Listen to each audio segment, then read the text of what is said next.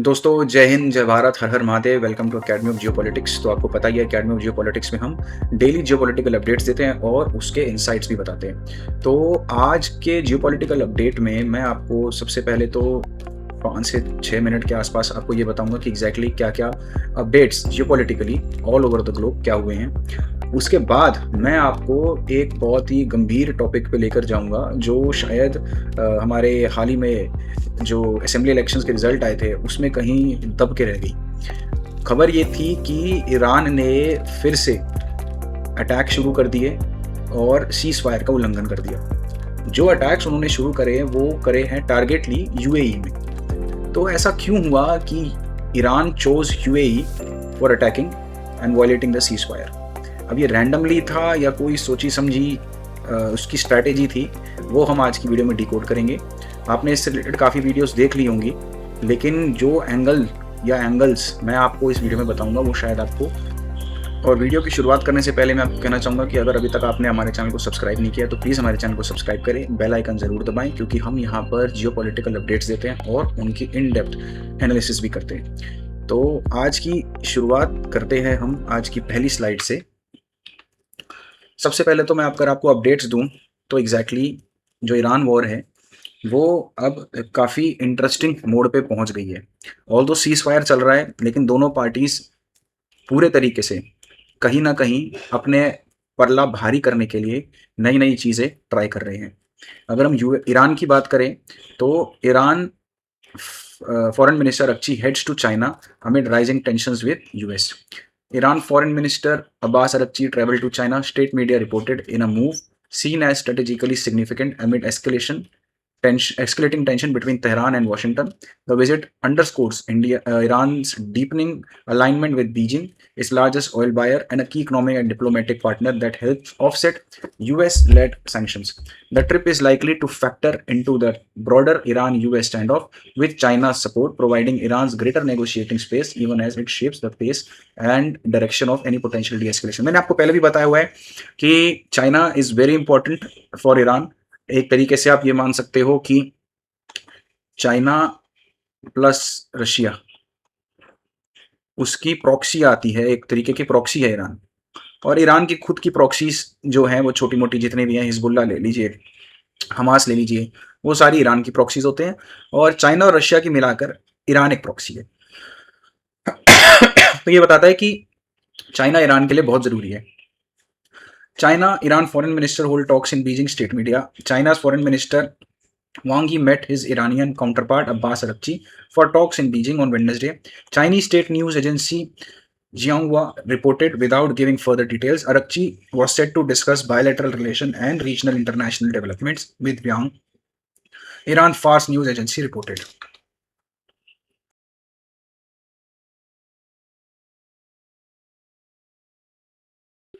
तो ऑलरेडी मैंने आपको काफ़ी बार बता रखा है कि ईरान के लिए चाइना बहुत ज़रूरी है, क्योंकि जितनी भी चीज़ें ईरान के अंदर आती हैं, अगर आप फूड को छोड़ दीजिए, लेकिन हाल फिलहाल में तो फूड भी चाइना से आ रहा है, लेकिन आप फूड को एक तरफ रख दीजिए, एसेंशियली जितनी भी चीज़ें हैं, चाहे बैलिस्टिक मिसाइल के कंपोनेंट्स हो, चाहे उसकी इंटेलिजेंस हो, चाहे आपका उसने, अगर आप मान के चलिए कि जितना भी उसने यूरेनियम एनरिच किया, वो टेक्नोलॉजी आई तो इजराइल और यूएसए से थी, लेकिन उसको चलाने के लिए रशिया और चाइना का बहुत बड़ा हाथ था। तो China and Russia is very important for Iran. और कहीं ना कहीं क्योंकि यूएस ने ब्लॉकेट कर दिया है, तो यूएसए के ब्लॉकेट की वजह से ईरान से तेल अब चाइना नहीं जा पा रहा। और चाइना, आपको पता है, कितनी भी चीज़ें देता हो ईरान को, लेकिन वो किसी कॉस्ट के अगेंस्ट देता है, और वो कॉस्ट है ऑयल। अगर वो ऑयल चाइना नहीं पहुंचेगा तो China will not support, because China बहुत ही मतलबी कंट्री है एक तरीके से, और हर किसी को अपने इंटरेस्ट के लिए मतलबी होना चाहिए, उसके लिए कोई गलत बात नहीं है। लेकिन ईरान ये बात अच्छे से जानता है कि अगर चाइना को तेल नहीं पहुंचा ईरान से तो चाइना अपना सपोर्ट ईरान से खींच लेगा। इसी डर के चक्कर में अरगची साहब गए हैं चाइना, ये सारी बात सॉर्ट आउट करने के लिए और आगे की स्ट्रेटेजी बनाने के लिए। अब अगर हम अपने अगले स्लाइड पे चलते हैं तो अब यूएसए की बात करें कि वहां पर क्या अपडेट्स आ रहे हैं, तो आपको पता ही है कि यूएस ने प्रोजेक्ट फ्रीडम चलाया था, जिसके बारे में मैंने आपको पिछली वीडियो में बताया था। प्रोजेक्ट फ्रीडम था क्या? The president announced the project freedom with the goal to rescue almost 23,000 civilians from 87 countries trapped in the Persian Gulf by the Iranian regime For over 2 months, the innocent sailors and commercial crew members have been stranded at the sea because Iran is conducting criminal and destructive blockade of the Strait of Hormuz. The ships are at the mercy of his piracy. Some of them have been opened fire on and rained down senseless attacks on. These are innocent bystanders and ships of the countries that have nothing to do with this मतलब Iran war. तो इसके लिए इन्होंने ये operation project freedom शुरू किया था, जिसको टेम्परेरी, जो ये खुद कह रहा है पीट सेक्रेट कि ये टेम्परेरी है। ये कह रहा है कि operation project fury aimed at protecting commercial shipping in the Strait of Hormuz is a temporary and limited mission that will be eventually be handed over to international partners. He clarified that operation is separate from Epic Fury and stressed that Washington expects other countries to step up at appropriate time, describing the mission as defensive in nature. Exit said it is focused solely on safeguarding civilian vessels from Iranian threat that does not require US force to enter Iranian water space. अब ये कह रहा है कि ये temporary है, बिल्कुल सही कह रहा है, क्योंकि यहां आकर इन्होंने बंद कर दिया है। ये खबर 5 मई की शाम को 6:30 बजे की है। 6 मई को 8 बजे खबर आ गई कि Iran war news, Trump pauses project freedom, claims great progress for final agreement with Iran. President Donald Trump has suspended Project Freedom to escort ships through the Strait of Hormuz, claiming the progress in negotiation with Iran towards an agreement to end the war.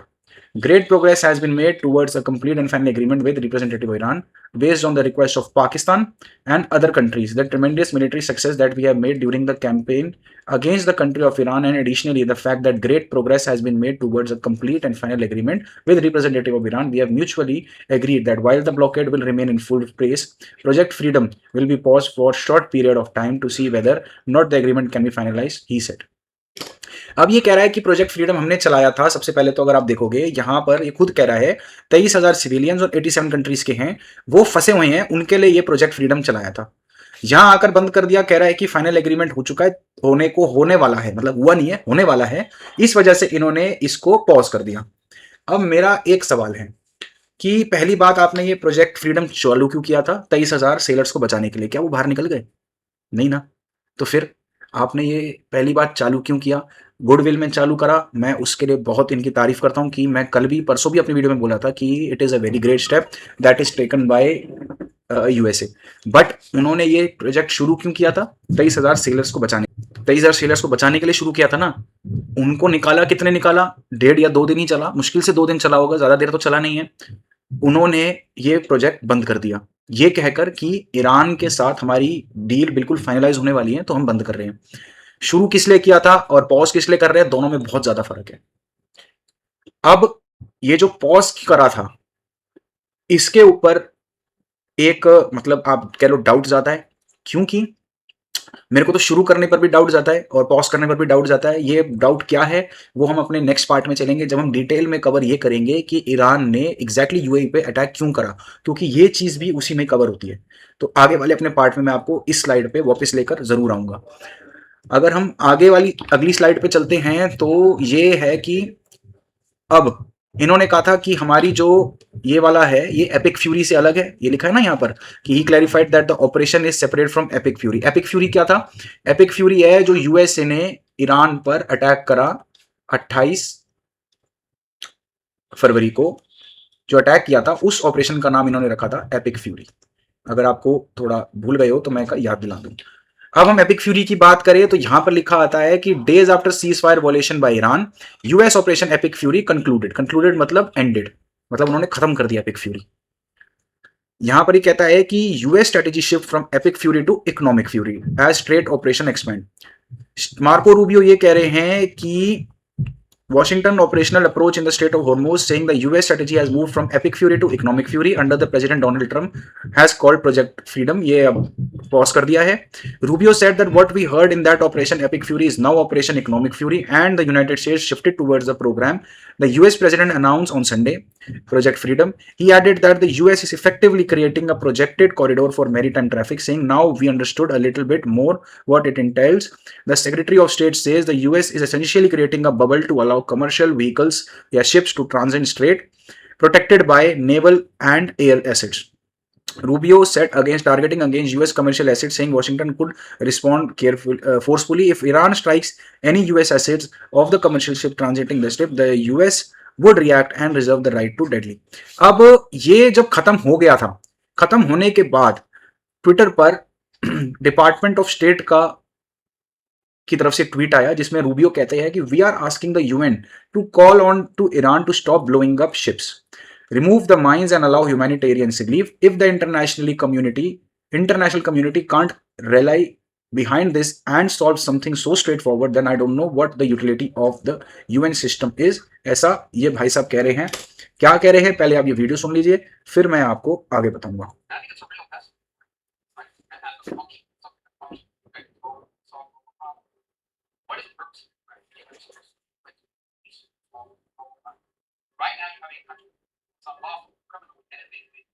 Taking possession of an international waterway and blowing up commercial vessels and putting mines into the water. I don't know, people, like how outrageous this is, how unacceptable that any country would fire to try to sink commercial vessels or put mines in the water. Both of these things are illegal. And so we're going to take it to the UN. We're going to give it another chance in the forum, in which we're not even asking people like the Mitchell's region to help blow up the people. All we're asking them is to condemn, to call on Iran to stop blowing ships, to remove these mines, and to allow humanitarian assistance. That's it. It's a very modest request. And if you're telling me that the international hundreds of countries cannot rally behind that, then I don't know what the utility of the UN system is. They can't even solve something straightforward with that. अब ये कह रहा है कि UN इतनी straight forward चीज को भी सॉल्व नहीं कर सकता, तो मेरे को ये नहीं समझ में आता कि यूएन है क्यों। अच्छा, एक चीज मैं आपको अभी की स्लाइड में ही याद दिला दूं कि यूएन के अगेंस्ट डोनाल्ड ट्रम्प ने शुरू किया था एक बोर्ड ऑफ पीस, जिसमें उसने अलग अलग कंट्रीज को बुलाया था और उसमें कहा था कि आप $1 बिलियन की फीस दें, मेंबरशिप फीस दें और आप हमारे मेंबर बन जाएं। ये मैं बात आपको क्यों याद दिला रहा हूं, ये मैं आपको अपनी लास्ट जो कंक्लूडिंग स्लाइड होगी उसमें बताऊंगा, ठीक है जी। यूएन के अगेंस्ट डोनाल्ड ट्रम्प ने बनाया था बोर्ड ऑफ पीस, जहां पर मार्को रूबियो ने करी यूएन की बेइज्जती ये कहकर कि भाई ईरान के लिए अगर आप तुम ईरान से इतना भी नहीं मतलब छुड़वा सकते, स्टेट ऑफ हार्मोज नहीं खुलवा सकते, तो यूएन का रहने का मतलब ही क्यों है। स्टेट ऑफ हार्मोज नहीं खुलवा सकते, प्लस जो यूएन ईरान अटैक कर रहा है उनकी स्पीड बोट्स पे और जो कमर्शियल व्हीकल्स पे और जो ह्यूमैनिटेरियन स्टफ पे, तो अगर यूएन इतना भी नहीं करा सकती तो यूएन के रहने का मतलब ही क्या है। अब हम अपने सेकंड पार्ट में चलते हैं। ये एक अपडेट आया है वेनेजुएला के क्रूड ऑयल को लेकर कि Venezuela crude export hit the highest since 2018, India, US and other buyers line up. अब इंडिया ऑब्वियसली आपको पता ही है कि कुछ ही कंट्रीज हैं जो वेनेजुएला के ऑयल को रिफाइन कर सकती है, उसमें से इंडिया एक कंपनी है, इंडिया एक कंट्री है जिसकी रिलायंस इंडस्ट्रीज इसके ऑयल को आपका रिफाइन करके उससे प्रोडक्ट निकाल सकती है।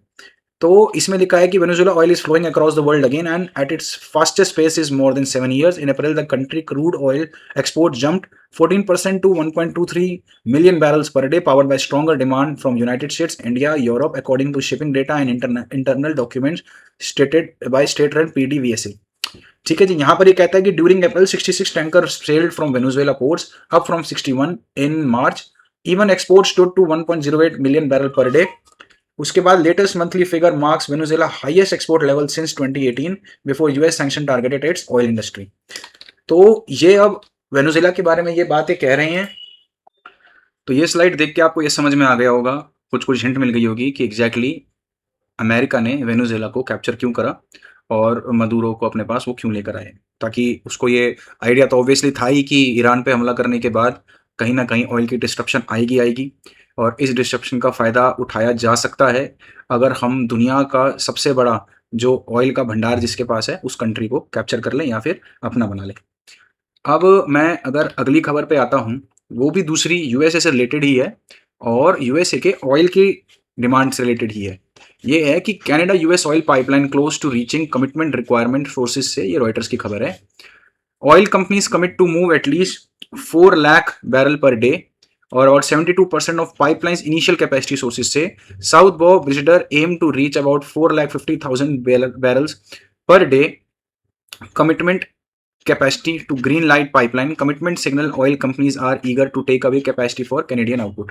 अब कनाडा और यूएसए के बीच में एक ऑयल की पाइपलाइन लग रही है, उसका प्रपोजल इन्होंने अभी प्लेस किया है। A proposed pipeline for carrying Canadian crude oil to United States is close to securing the minimum commitment from oil companies that the project needs to go at. 4 sources familiar to the matter says.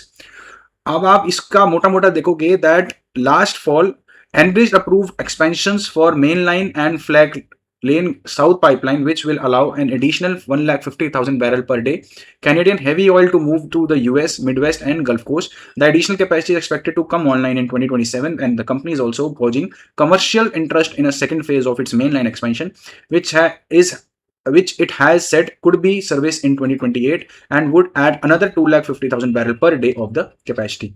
तो 4 लाख 4.5 लाख के आसपास का अभी ये reach करने को है और 2.5 लाख की कैपेसिटी एक्सपेंशन करने के लिए और तैयार कर लें। तो आप ये तो समझ गए होंगे कि यूएस के पास ऑयल की कोई दिक्कत नहीं है।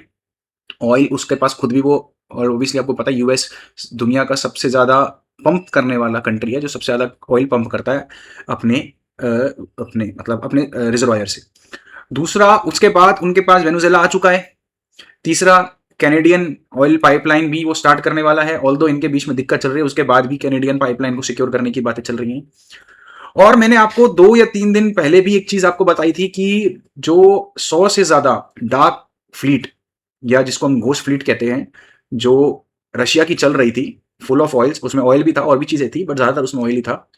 काफी सारी वो यूके के प्रेमिसेस में चल रही थी। यूके के जो आपके सी का जो एरिया है जितना रहता है 200 नॉटिकल माइल तक उस कंट्री का जो होता है, उसमें रशिया की 100 से ज्यादा पर मंथ डार्क फ्लीट देखी गई थी, जिसको मैंने कहा था कि हो सकता है कि लिंकेज यूएस के पास हो और यूएस क्या पता उसको अपने पास स्टोर कर रहा हो। तो आपको इससे तो पता लग गया होगा कि हाँ भाई, यूएस के पास ऑयल की कोई दिक्कत नहीं है और यूएस के पास भरपूर ऑयल है। वो पूरी दुनिया का ऑयल डिस्ट्रक्ट कर कुछ भी कर सकता है, अपना काम चला सकता है, प्लस दूसरों को बेच भी सकता है।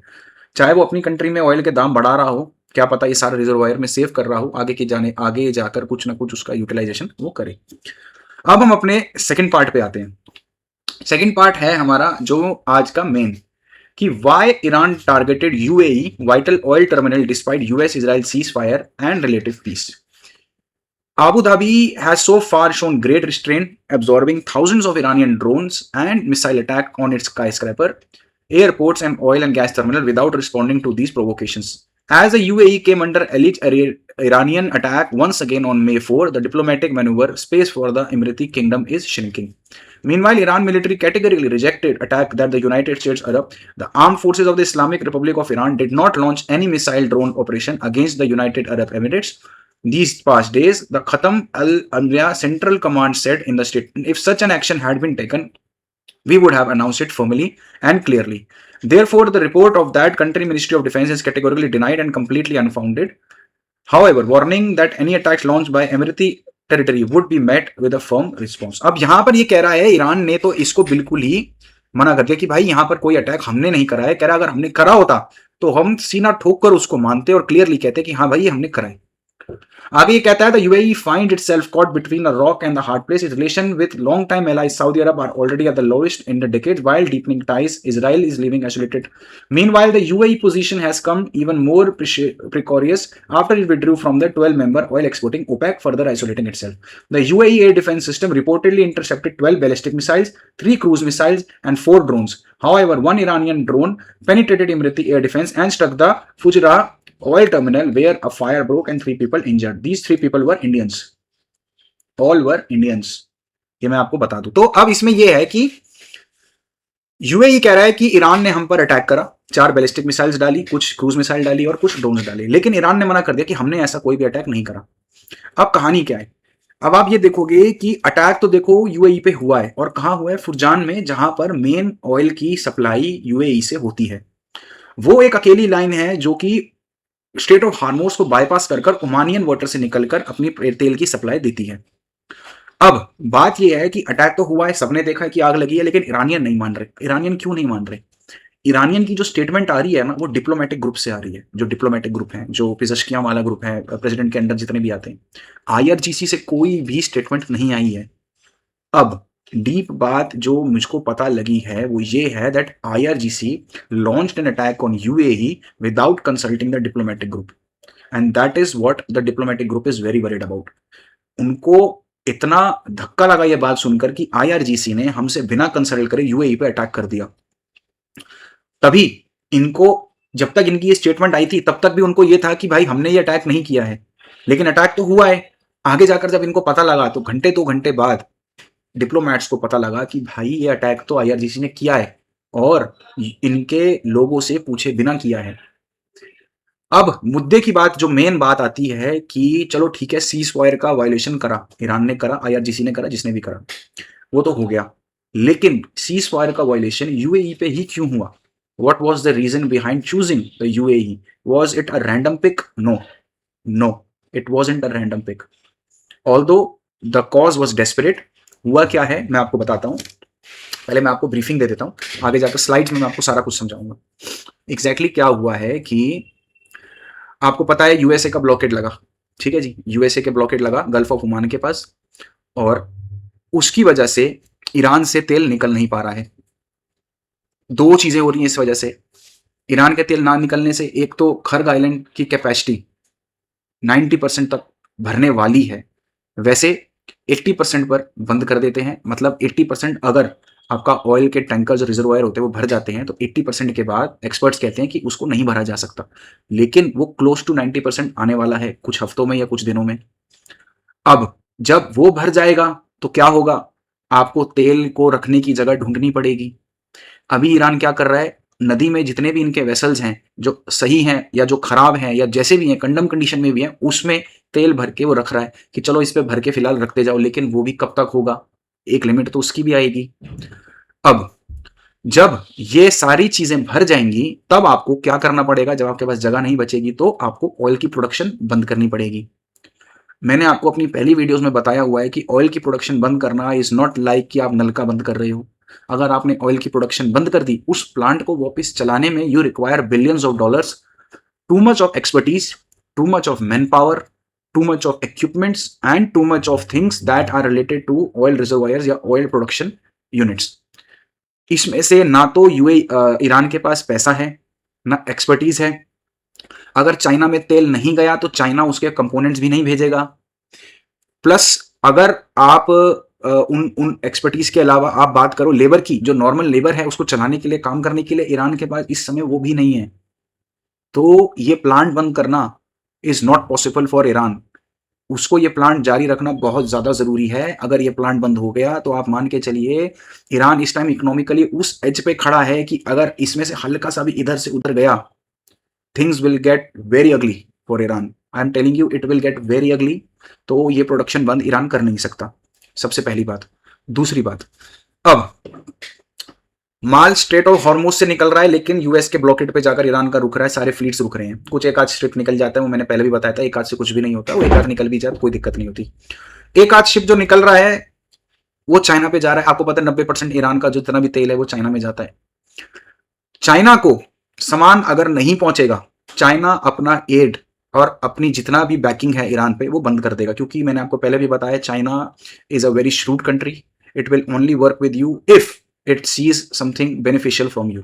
अगर आपके पास बेनिफिशियल कुछ नहीं मिलेगा, China will not support you, would not provide anything to you. ये आपकी प्रॉब्लम ईरान के अंदर बहुत ज्यादा है। इसी को देखते हुए पूरी Iranian regime plus IRGC are very desperate. इसी डेस्परेशन की वजह से उन्होंने अटैक का प्लान करा और कुछ यूएस की फ्लीट्स पर, फ्लीट्स मतलब की जो शिप स्पीड बोट्स थे उस पर, और यूएई पर अटैक कर दिया डेस्परेशन में। टोटल डेस्परेशन थी, एंगर था, डेस्परेशन था, उस चक्कर में इन्होंने जल्दबाजी में अटैक कर दिया। अब मुद्दा यह आता है कि डेस्परेशन में अटैक तो कर दिया यूएई पे, लेकिन वाई यूएई? देखो, अटैक डेस्परेशन में हो सकता है, but the pick that they chose UAE was not out of desperation, was not out of randomness.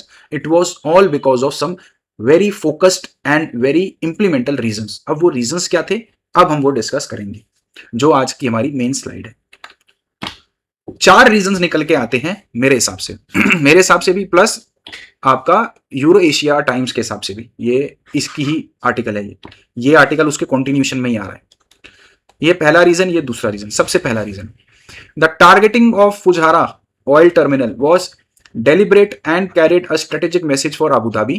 The Fujairah oil terminal is the endpoint of ADCOP pipeline, the UAE's only Hormuz bypass.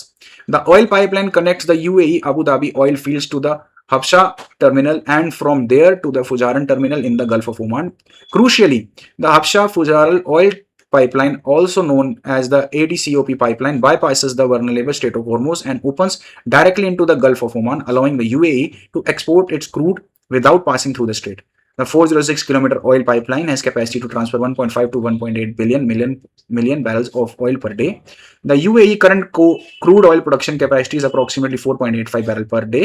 However, it currently produces only 3.2 to 3.7, meaning Abu Dhabi can transfer only half of its crude oil through this pipeline. मतलब आधी कर सकता है, आधा भी कोई कम नहीं होता है। अब ये देखिए, ये रही वो पाइपलाइन, ये आप देख रहे हैं, ये वो पाइपलाइन है।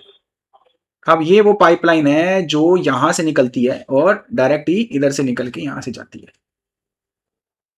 ओमानियन जगह से निकलकर पाइपलाइन से होते हुए आगे ट्रांसफर कर देती है। ये स्ट्रेट ऑफ हॉर्मोज है, इसको पूरी तरीके से बाईपास कर। स्ट्रेट ऑफ हॉर्मोज इस लाइन के बाद से है, इस लाइन से पहले ओमानियन वाटर्स आते हैं। ये स्ट्रेट ऑफ हॉर्मोज को पूरे तरीके से बाईपास कर तेल ट्रांसफर कर देता है। इसको देखते हुए ईरान को बहुत ज्यादा दिक्कत हुई कि भाई ये तो मेरे ब्लॉकेड को पूरी तरीके से बाईपास कर रहा है, और आपको पता ही है स्ट्रेट ऑफ हॉर्मोज का बाईपास ही है जो कि ईरान को अभी तक इस वॉर में सर्वाइव करवाना है। अगर ये ब्रह्मास्त्र ईरान के पास ना होता, he would have collapsed much before that. अभी तक जो कर रहा है survive all because of this blockade. अगर ये ब्लॉकेड ना हो, ईरान सर्वाइव नहीं कर सकता, क्योंकि उसके पास कुछ होगा ही नहीं, कोई ऐसा पॉइंट ही नहीं होगा जिसको लेवरेज कर वो अपनी बात मनवा सके। तो स्ट्रेट ऑफ हॉर्मोज को अगर इसकी ब्लॉकेट को कोई भी दिक्कत आएगी, Iran will react, desperately will react, और वही रिएक्शन उन्होंने दिया।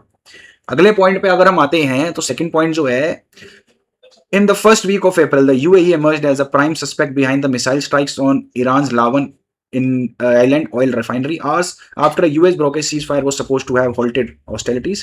Multiple Iranian sources and open military analysts suggested that UAE Air Force Mirage 2009 fighter jets were behind the strikes. अब अप्रैल के पहले वीक में ईरान की लावन आइलैंड ऑयल रिफाइनरी पर अटैक हुआ था।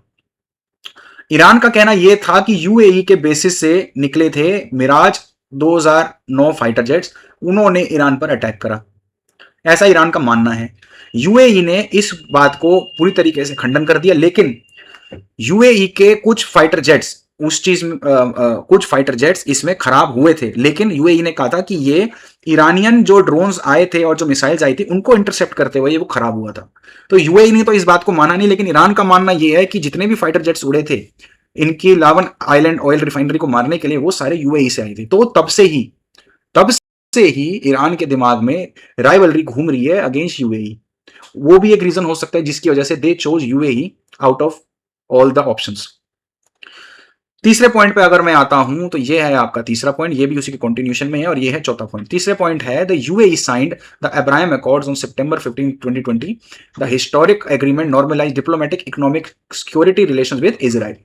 अब इजराइल तो आपको पता ही है ईरान का कट्टर दुश्मन है, ईरान उसको सबसे बड़ा दुश्मन मानता है, लेकिन यूएई ने इब्राहिम अकॉर्ड्स साइन करा था 15 सितंबर 2020 में विद इजराइल।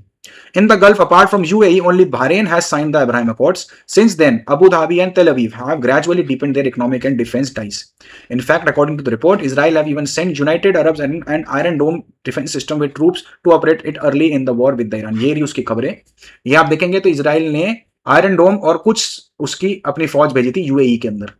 आप देखेंगे अलग अलग है, ये न्यूयॉर्क टाइम्स से भी खबर आई है, टाइम्स ऑफ इजराइल से भी खबर आई है, एनडीटीवी से भी खबर आई है कि UAE laser weapon called the Iron Beam that can vaporise, और ये रहा the Israel send their Iron Dome system to UAE to help intercept Iranian missiles and then said have help defend Emirates from by the Iron डोम।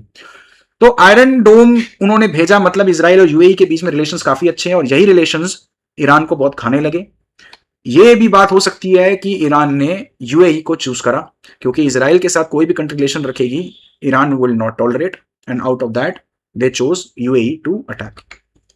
चौथा point आता है, notably the UAE has also signed a security agreement with India and New Delhi and Tel Aviv also share a robust strategic and defence partnership. India is also यूएई's second largest trade partner. In fact, India, UAE and Israel along with US are also part of I2U2. I2U2 मतलब Iran, Israel, UAE and USA, ये है I2U2। This is IIUU, तो I2U2 also known as the Indian Middle East Europe Economic Corridor, IMEC. This level of security and economic cooperation among India, Israel, US and UAE undercovers a new emerging axis in the Middle East. It is possible that due to this emerging axis between UAE and Israel, Tehran has disproportionately targeted Abu Dhabi. एक ये भी reason है कि इनका जो corridor है ना, ये देखिए यहाँ से निकलता है, ये आपका यूएई में जाता है, यहाँ से सऊदी जाता है, सऊदी से होता हुआ रेड सी से बाहर निकलता है, और इजराइल से निकलता हुआ रेड सी से बाहर निकलता है और ग्रीस की तरफ जाता है। ये पूरी पाइपलाइन है। इस पाइपलाइन का जो है, इसमें ईरान, सॉरी ईरान नहीं था ये, सॉरी इजराइल थे, ये आपका था यूएई का था ना। तो इसमें आपका, ये गलती से मैंने ईरान लिख दिया, ये ईरान नहीं, इंडिया है, ये इंडिया। ईरान ईरान की बात चल रही है, इंडिया ईरान ही लिख दिया, तो ये इंडिया है। तो अब बात ये है कि ये इंडिया से, ये पूरा आपका कॉरिडोर है जो इन्होंने बनाया है। इसमें पार्टनरशिप है इंडिया की, इजराइल की, यूएई की और यूएसए की। तो ये चारों मिलके इन्होंने ये आईएमईसी कॉरिडोर बनाया है। इनकी बहुत ज्यादा इन्वेस्टमेंट है इसमें। अब इस चीज को लेकर भी ईरान बहुत ज्यादा परेशान हो रहा है, क्योंकि ये भी एक लाइन है जो कि स्टेट ऑफ हॉर्मोज को बाईपास करती है। अब स्टेट ऑफ हॉर्मोज को बाईपास कुछ भी करेगा, मैंने आपको पहले भी बताया था कि ईरान बिल्कुल भी इस चीज को बर्दाश्त नहीं करेगा, जो कि वो बर्दाश्त नहीं कर रहा है। इस ये रीजन भी हो सकता है जिसकी वजह से ईरान ने यूएई को चूज करा हो, और हो सकता है कि इसी जगह को टारगेट करता हुआ इसको, इस आईएमईसी कॉरिडोर को टारगेट किया हो। अब आप देखेंगे कि वो 3 जो हमारे घायल हुए थे, जो लेबर, जो कि मैंने आपको पीछे भी बताया था, यहां पर ये लिखा है ना, द 3 पीपल वर इंजर्ड, ये 3 पीपल जो 3 लेबर थी वो इंडियंस थी। इसके लिए हमारे प्रधानमंत्री साहब ने एक ट्वीट भी लिखा है, strongly condemn the attacks on the UAE that resulted in injuries to the 3 Indian national targeting civilians and infrastructure is unacceptable. India stands in firm solidarity with the UAE and reiterates its support for peaceful and resolution of all the issues through dialogue and diplomacy, ensuring safe and unimpeded navigation through the Strait of Hormuz is vital for enduring regional peace, stability and global energy security। अब मैंने आपको ये सारे points बता दिए कि सबसे पहला मैंने आपको बताया कि भाई ईरान ने शायद चूज किया होगा इसको, ऑल बिकॉज कि वो स्टेट ऑफ हॉर्मोज को, उसकी जो पाइपलाइन जा रही है तो स्टेट ऑफ हॉर्मोज को बाईपास करती है डायरेक्ट, उसकी वजह से।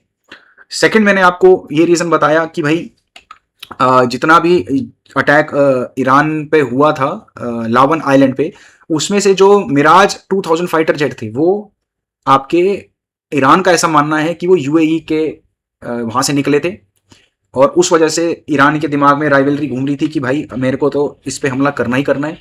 तीसरा मैंने पॉइंट आपको ये बताया कि जो अब्राहम अकॉर्ड साइन हुए थे, उसका जब सबसे पहला कंट्री थी, वो कंट्री पहली क्या थी, मतलब ओनली कंट्री बहरीन और यूएई थी out of the middle east. तो यूएई सबसे पहली कंट्री थी, उस वजह से भी इसराइल के साथ जो रिलेशन यूएई के हैं वो बहुत ज्यादा ईरान को खटकने लगे, जिसकी वजह से Iran must have chosen it. Fourth मैंने आपको बताया IMEC, Indian middle east Europe economic corridor, जो कि चलता है आपका इंडिया से लेकर आपका ऊपर तक, इसराइल से बाहर निकलता हुआ रेड सी से। ये चीज भी बहुत परेशान इसराइल को करी, ईरान को करी, जिसकी वजह से उन्होंने इसको चूज करा। ये तो हो गए 4 पॉइंट जो कि मेन स्ट्रीम मीडिया में भी हैं, बिल्कुल डॉट टू डॉट कनेक्टेड नहीं है। मैंने आपको डॉट टू डॉट कनेक्ट करके बताए, ये चारों अलग अलग स्कैटर्ड है, कोई एक पॉइंट दे रहा है, कोई दूसरा दे रहा है, मैंने आपको चारों पॉइंट दे दिए ताकि आपके पास पिक्चर एकदम क्लियर हो जाए।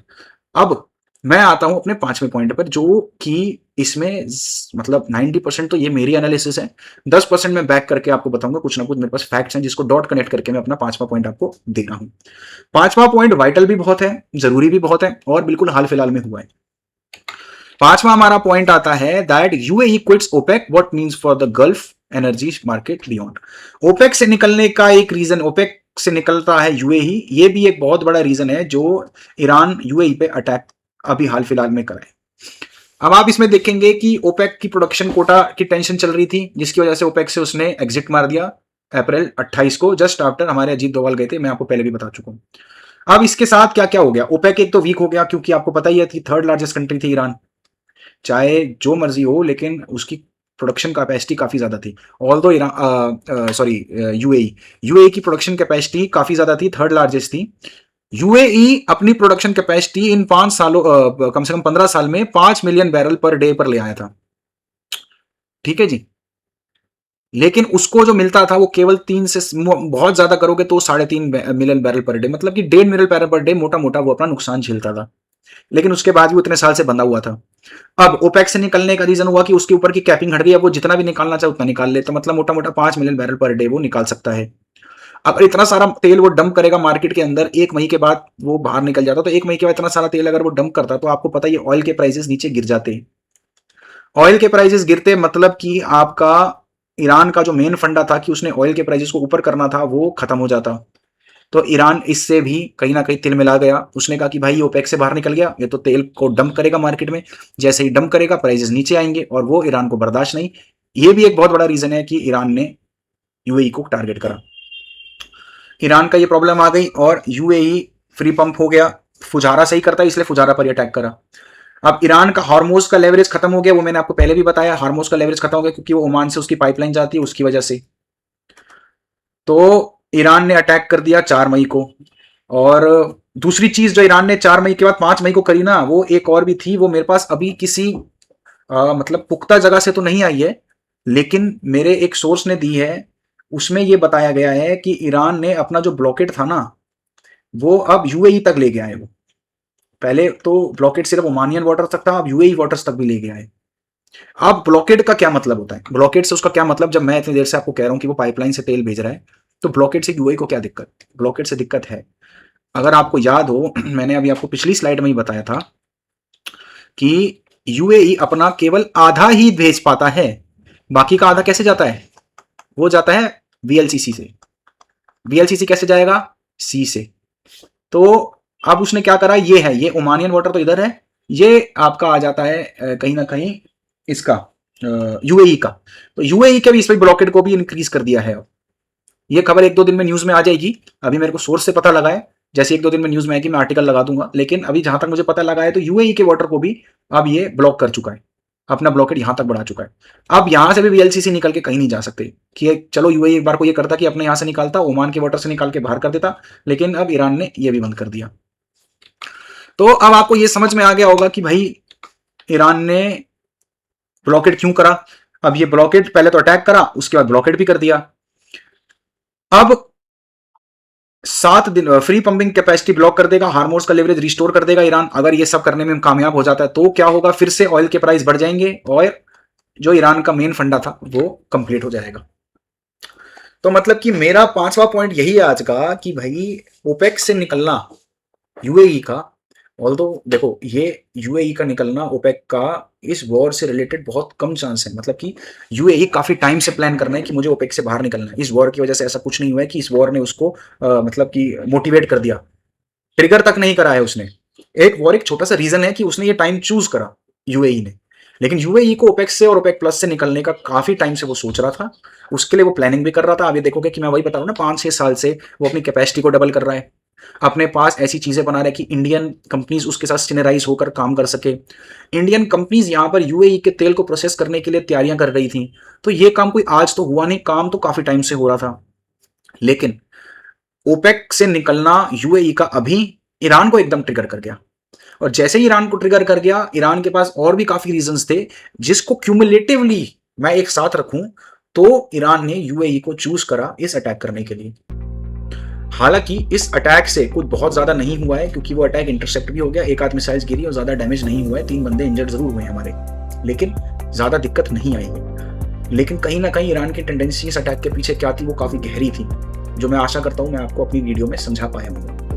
तो अगर आपको आज की वीडियो हमारी पसंद आई तो प्लीज़ हमारी वीडियो को लाइक करें, अगर चैनल को सब्सक्राइब नहीं करा है तो प्लीज़ हमारे चैनल को सब्सक्राइब करें और बेल आइकन ज़रूर दबाएं, क्योंकि हम अपने चैनल पर लेटेस्ट जियोपॉलिटिकल अपडेट्स देते हैं, प्लस उनकी एनालिसिस रियल टाइम में बताते हैं। तो बने रहिए हमारे चैनल के साथ ऐसे ही for in depth geopolitical knowledge. और तब तक के लिए जय हिंद, जय भारत, हर हर महादेव। मिलते हैं आपने साथ अपने अगली वीडियो में।